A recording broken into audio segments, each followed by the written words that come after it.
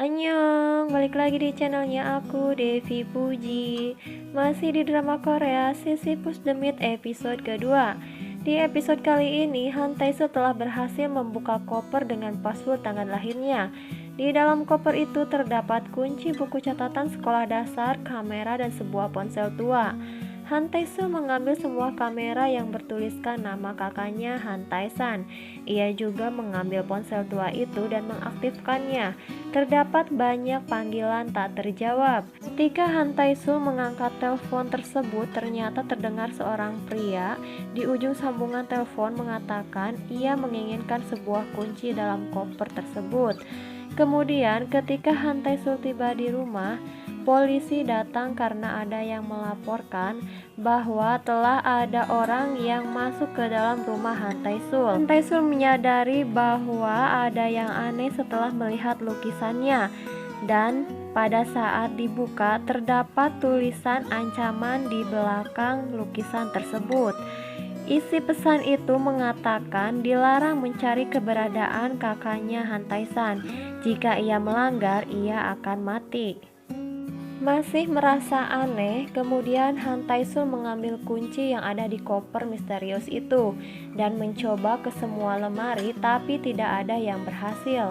Kemudian Han Tae-soo mencoba mencetak foto yang ada di kamera, dan hasil cetakan itu membuatnya terkejut.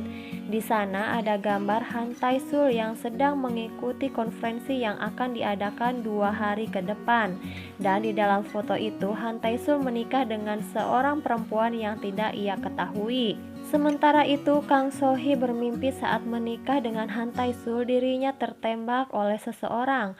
Lalu Kang So-hee terbangun.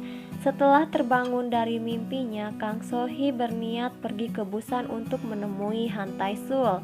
Tetapi Kang So-hee diawasi oleh orang-orang biro kontrol dari dunia Han Tae-soo. Dan berkat keberaniannya, Kang So-hee berhasil melawan biro kontrol tersebut.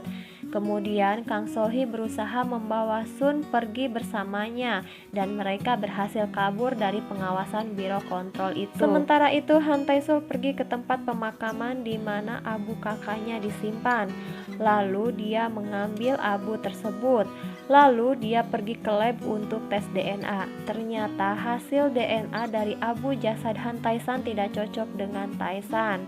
Saat di perjalanan, Han Tae-soo menyadari bahwa kunci itu adalah kunci dari sebuah brankas. Lalu Han Tae-soo pergi ke daerah Jeongan-myeong, tempat lab yang dulu dibuatkan Tae-san untuk Han Tae-soo.